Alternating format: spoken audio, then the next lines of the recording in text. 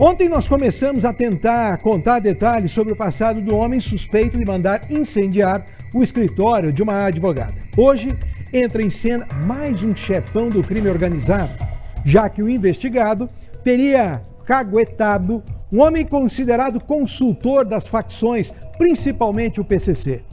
Afinal de contas, como é que ele agia? Hein? Deixa eu conversar com o William Bittar. Este é o cara, volto a repetir, gente, perigosíssimo, já condenado, e que depois que foi preso da última vez, o advogado disse o seguinte: ele tá doentinho, não pode pagar preso. Não é isso, Bittar? É isso mesmo, Paulo Gomes, mas é aquele negócio, o passado condena esse homem, né, Paulo Gomes? A gente tá falando do Marcos José de Oliveira, ele que já tem uma extensa ficha criminal e ele foi apontado então como o delator das facções criminosas. Isso ele mesmo falou, ele mesmo disse ali, quando estava na frente do delegado, falou: não, eu já fiz a maior delação contra facções criminosas desse país. Não sou eu que estou criando essa história, ele mesmo confirmou, a gente só foi atrás do que ele de fato falou nessa delação premiada, até porque essa delação durou mais de 40 horas, Paulo Gomes. Então imagina o quanto assunto o Marcos José de Oliveira tinha para falar. E aí a gente vai trazer mais uma parte dessa reportagem. Vamos chegar ao que é chamado aí pela Polícia Federal um concierge do PCC, do primeiro comando da capital, Paulo Gomes. Esse grupo utilizou time de futebol da Série A do Campeonato Brasileiro para lavar dinheiro do tráfico de drogas, usou cantor sertanejo famoso para lavar dinheiro do tráfico de drogas, ou seja, uma investigação da Polícia Federal que partiu da delação desse cara aí, ó, do Marcos José de Oliveira. E agora a gente vai trazer a segunda parte dessa reportagem para mostrar quem é o santinho que precisa responder em liberdade pelos crimes que comete. Marcos José de Oliveira ficou conhecido durante uma operação da Polícia Federal que aconteceu em novembro de 2020 para desarticular uma quadrilha responsável pelo envio de cocaína para a Europa. Na ocasião, Marcos foi apontado como líder do primeiro comando da capital, o PCC, em Paranaguá. Por esses crimes, Marcos foi condenado a mais de 22 anos de prisão em regime fechado.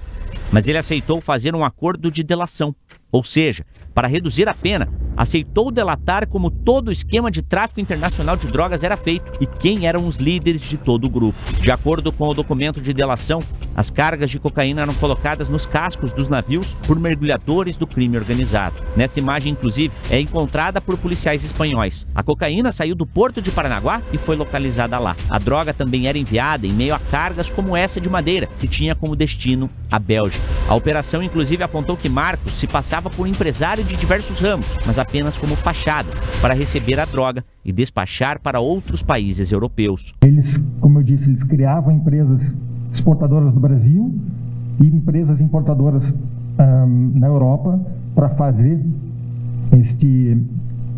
esse comércio, né, de maneira aparentemente ilícita, mas que depois as mercadorias eram utilizadas justamente para fazer a inserção da cocaína.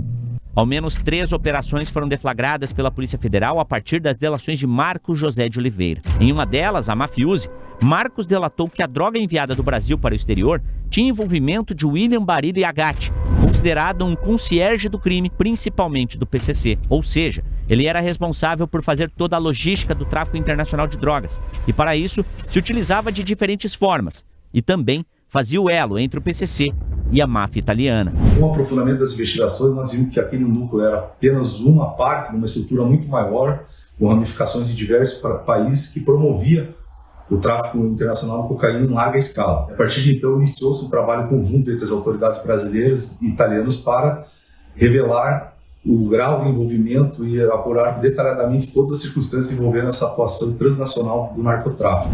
William Agatti, aliás, não só fazia o transporte pelo porto de Paranaguá, como também por meio de aeronaves.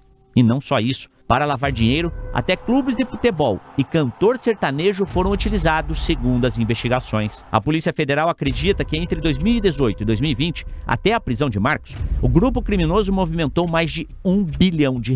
Aliás, foi justamente em 2020 que um crime em Paranaguá revelou a participação de Marcos e Agatti na organização criminosa. Na tarde do dia 6 de maio de 2020, o até então guarda municipal Jefferson Barcelos de Oliveira foi executado dentro do próprio carro, na frente de um imóvel por 2 homens em um veículo Onix branco. Uma câmera de segurança registrou todo o crime. Jefferson não teve nem tempo de reagir aos disparos. Ele tinha passagens, né, não só por tráfico, mas havia alguma outra questão relacionada à criminalidade.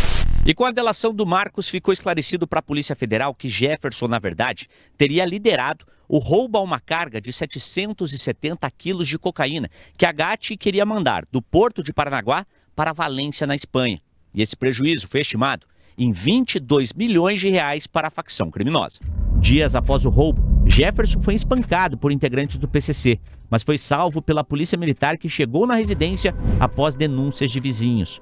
No entanto, pouco tempo depois, os agressores foram soltos e no dia 6 de maio concluíram o trabalho dado por Agatti, que era de matar o guarda municipal. 3 semanas antes do assassinato de Jefferson, outro crime foi cometido a mando de Agatti, segundo a Polícia Federal. Marcos Antônio Carvalho, conhecido como Marcos P2, de 47 anos, foi executado a tiros em um posto de gasolina em São José dos Pinhais, na região metropolitana de Curitiba. Já em julho de 2020, Christian Roberto da Silva Bernardo também foi executado a tiros quando saiu de casa para comprar um lanche. Marcos e Christian, assim como Jefferson, teriam sido os responsáveis pelo roubo da carga de cocaína. Um quarto envolvido morto foi identificado nas operações, mas não teve o nome divulgado. As delações de Marcos possibilitaram ainda outras 2 operações, uma voltada ao tráfico internacional de drogas e outra à lavagem de dinheiro do crime organizado. Num resumo geral, mesmo com uma ficha criminal extensa, uma delação premiada por ser integrante e banqueiro da maior facção criminosa do Brasil, e agora ser apontado como mandante de um crime contra uma advogada que ajudava a ex-mulher, Marcos está solto novamente, pois teria um problema crônico de saúde. Problema esse que, ao que tudo indica, impossibilita a prisão, mas favorece uma vida inteira no crime organizado. Tá aí, né, Paulo Gomes? Essa história é uma parte da história de Marcos José de Oliveira e que ficou conhecida a partir dessa situação justamente que aconteceu no escritório lá em Pinhais, na região metropolitana de Curitiba. Um coitadinho, digamos assim, Paulo Gomes, que precisa responder em liberdade pelos crimes que comete. Que ele tem os problemas de saúde é um fato, mas será que o complexo médico penal não poderia cuidar dessa doença dele para que ele não precise ficar em liberdade? Porque a gente já viu, o histórico dele coloca ele como uma pessoa extremamente perigosa. E esse último crime é prova disso, né, Paulo? Obrigado, Bittar. Eu vou te responder. Se fosse um preso chamado Pé de Chinelo, ele estaria preso, não estaria respondendo em liberdade, não. Mas como o cara tem grana, não é? Contrata uma banca e aí as decisões que não são iguais para todos.